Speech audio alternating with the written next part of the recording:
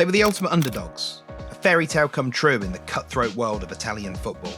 But behind the charming nickname and the improbable victories, a ticking clock was set in motion, destined to unravel everything. For decades, they were a punchline, a small team who was so irrelevant to their city rivals that they used to taunt them with the chant, "When donkeys fly, Chievo will be in Serie A." This is the story of the Flying Donkeys, who learned to fly, who competed with Europe's finest, and the hidden forces and dramatic decisions that led Chievo from defying expectations to an unimaginable, heartbreaking fall. Our story begins in 1929. A handful of local football fans in a working-class suburb of Verona gathered around a battered ball. They formed a team. At first, it was not even officially recognised. They played friendlies and local tournaments, and they played for the joy of it. The colours were blue and white, and the pitch was often little more than churned earth. Their first official league appearance came in November of 1931, but prosperity did not follow. Financial hardship forced the club to fold in 1936. War came, life went on. In 1948, with the country rebuilding, Chievo reformed, beginning again in the regional divisions. For decades there would be a small, stubborn presence in the lower tiers, a neighbourhood club that lived by love and not by income. But everything changed in 1964. Luigi Campanelli, owner of a local cake company, took over. He brought money, organisation and, crucially, ambition. Under his guidance, Chievo climbed. By 1975 they were in Serie D. In 1986, under the Paluani name, they reached Serie C and were forced to play at Verona's main stadium, home of their city rivals Hellas Verona. This was a practical necessity and a symbolic turning point. Chievo were no longer a street football side. They were a club on a path. Promotion to Serie C1 followed in 1989, and the idea that Chievo might one day rise further ceased to be an insane speculation. It became a plausible ambition. The small yellow and blue club was building the foundations of something far larger than its neighbourhood. 1992 brought a test of character. Campanelli died of a heart attack, and the club passed to his son Luca, who was just 23 at the time. People expected a collapse. Instead, the Campanelli name became the axis of the greatest chapter in Chievo's history. Luca promoted Giovanni Sartori to director of football, a man with a gift for spotting undervalued talent, and appointed Alberto Malassini, then Luigi Del Neri later, to lead the team on the pitch. A mocking chant from the rivals encapsulated Chievo's perceived place in the city. Hellas fans said Chievo would play in Serie A when donkeys could fly. It was meant to humiliate. The insult became a talisman. The fans embraced it, singing it like a battle cry. If everyone assumed the dream was impossible, Chievo took fuel from that disbelief and began to climb even faster. By the close of the millennium, Chievo were at a threshold. Del Neri arrived in 2000, a coach who believed in organising, passing, width and quick counter-attacks. The team gelled in a way that nobody had predicted. The promotion in June 2001 was an event met with a mixture of celebration and condescension. The Italian sports media, accustomed to familiar powerhouses, dismissed Chievo's arrival in Serie A as a temporary circus act. Pundits predicted a swift and humiliating return to the lower divisions, seeing a squad of journeymen and cast-offs as lambs to the slaughter. But what they saw as a weakness, manager Del Neri saw as a profound strength. He'd built a team with an unshakable belief in its collective ability, and they were about to prove that they belonged. Del Neri's tactical blueprint was a masterclass in defiance. Instead of sitting deep in a defensive shell, he unleashed a fearless 4-4-2 formation that was as simple as it was devastatingly effective. His philosophy was born of a clear principle. My teams are known for their work rate, strength, heavy running and aggressive use of pressing, and always trying to attack with overlapping runs and a high defensive line, he recalled. This wasn't a team of stars, it was a perfectly synchronised engine. The high defensive line compressed the pitch, giving opponents no time to breathe. The tireless midfield, anchored by the brilliant playmaker Carini, harried every pass, creating turnovers in dangerous areas. Fullbacks like Lana bombed forward relentlessly, creating numerical superiority and stretching the opposition. Up front, the strike partnership of Massimo Marazzina and Federico Cossato later joined by the legendary Sergio Pellissier, a duo of perpetual motion, moving in concert to exploit any defensive lapse. This was a team that attacked as one, defended as one, and lived and breathed Del Neri's vision.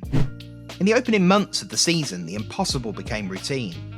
Chievo soared to the top of the league, leading Serie A for 6 consecutive weeks and looking down at the likes of Juventus, Inter, and AC Milan.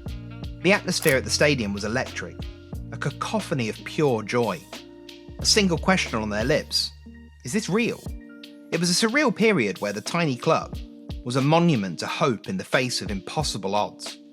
The season was a tapestry of results that defied all logic.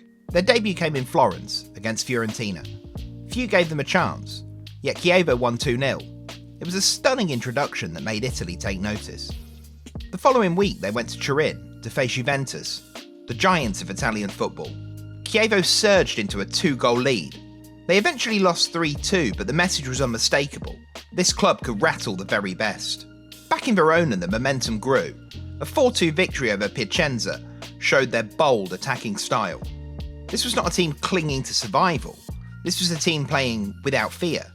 By December, the fairy tale reached its peak at the San Siro.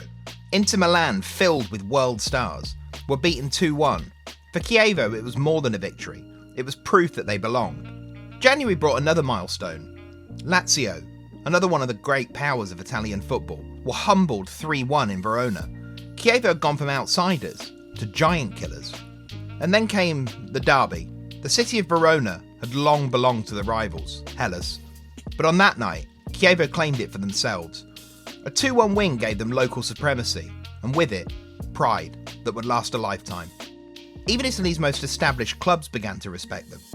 A 1-1 draw with Milan in April underlined their new status among the elite. There were harsh lessons too. Later that month, Roma crushed them 5-0. A sobering reminder of the gulf that still existed between the champions and the challengers. But Chievo's response was telling. In May, they defeated Atalanta 2-1, sealing qualification for Europe. From predicted relegation to a place on the continental stage, a journey few could have imagined. Chievo's first season in Serie A was more than a survival story. It was a miracle, and a season that Italian football will never forget. A team that was greater than the sum of its parts, fueled by a collective belief and a sheer love of the game. When the season concluded, Chievo finished in a stunning 5th place. The circus act had earned a ticket to the big show, UEFA Cup qualification. The club founded on dusty fields and not just survived, it had thrived, securing a place in European competition. For a moment, the impossible had become ordinary. It was a testament to Del Neri's vision, the players' dedication, and a community's unwavering hope. The Flying Donkeys have proved that sometimes, against all odds, the most beautiful stories are the ones that no one saw coming. European nights arrived, and with them the intoxicating mix of pride and realism. Chievo's UEFA Cup runs were brief but memorable. The squad was modest on paper, few marquee names, many players who had grown with the club. Chievo's model wasn't to outspend, it was to outwork. Sartori's recruitment was surgical. Players like Amorai passed through on the way to bigger careers. Alberto Palosci would later command record fees. Chievo sold astutely and lived within a tight financial framework. Attendances after the dramatic first season settled at around 11,000. Passionate support, but not enough to create the sort of cash flow that elite success demands. As one biography noted, he frequently acquired players that later proved pivotal, often bet on players considered finished or unknown youngsters, all revitalised by Chievo. In the 2002-03 UEFA Cup, it was a first-round exit at the hands of Red Star Belgrade. Brutal away nights and long flights tested a small squad, but the fact Chievo was even travelling to Serbia was testament to how far they'd come. This was a club that normalised the extraordinary. For years, Chievo were the definition of overachievement. Small budgets, clever recruitment, intense tactical identity. They kept coaches who brought into the collective vision and players who stayed out of loyalty. Between 2003 and 2020, an uncommon number of players made more than 200 appearances for the club. Loyalty in an era of big money transfers. Success didn't inoculate Chievo from the fault lines of modern football. 2006 brought the Calciopoli scandal, an earthquake that affected Italy's elite. It temporarily opened the door for Chievo, a Champions League qualifying place by administrative reshuffling. They lost in the qualifiers to Levski Sofia, 2-0 away and 2-2 at home, and then failed to turn a narrow tie with Braga in the UEFA Cup into progress, losing 3-2 on aggregate. The taste of Europe's higher tiers was bittersweet. The 2006-07 season ended in heartbreak. On the last day, needing a draw to survive, Chievo lost 2-0 to Catania on a neutral ground in Bologna. Survival slipped away. Relegation. It was a harsh lesson. Small margins, small squads, and little room for error. But this club had grit. They retooled, rebuilt, and in 2007-08, they returned to Serie A as champions of Serie B, proof their identity was resilient. If Chievo had a face, it was Sergio Pellicia. He joined the club in 2000, the season they earned promotion to Serie A. He became captain, a leader, the man who stayed when others left. He played 571 games for the club, became their leading scorer for 8 consecutive seasons. He was a player who wore the yellow and blue with quiet ferocity. He played his farewell in Serie A in May 2019, aged 40, the end of a career that was almost inseparable from the club itself. He embodied their values, loyalty, work ethic, an unshowy professionalism. He was the talisman in so many big moments, the late equaliser that completed his hat-trick against Juventus, the goals that kept Chievo afloat in relegation battles, the presence in the dressing room that signalled, give more than 100% because the club is more than a paycheck. When the club faltered at the end, Pellicia didn't walk away privately. He fought publicly, pleading for loans, sponsors, for any lifeline. In an Instagram post during the collapse, he wrote, "Today, the story of this club that gave me so much has come to a close. It's one of the saddest days of my life." These weren't just words, they were the words of a man who'd made his life in the colours of Chievo. The 2010s were a decade of survival. Chievo often finished low in the table. Their model kept them competitive for longer than most predicted. Yet the modern game's economics were changing. TV money ballooned for the biggest clubs. Smaller clubs like Chievo watched the gap widen. Spending remained conservative. In the club's first decade in Serie A, they rarely spent more than $3 million on a transfer.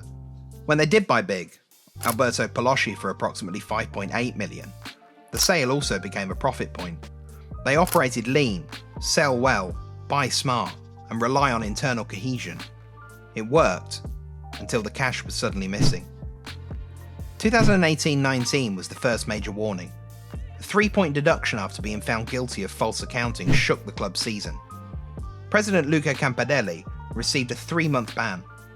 Chievo were relegated in 2019 after a 3-1 home defeat to Napoli. The club lost its place in Serie A, and the financial consequences were immediate and brutal. Relegation from the top flight is not just a sporting disappointment. It was an economic rupture. Television revenues plummeted, sponsors renegotiated, players left. Chievo spent the next 2 seasons in Serie B. Then the world turned. The pandemic eliminated gate receipts entirely for months. Clubs everywhere felt the pressure. For Chievo, with a thin safety net, the pressure became a noose. By July 2021, the Italian football authorities declared that Chievo could not prove its financial viability because of outstanding tax payments.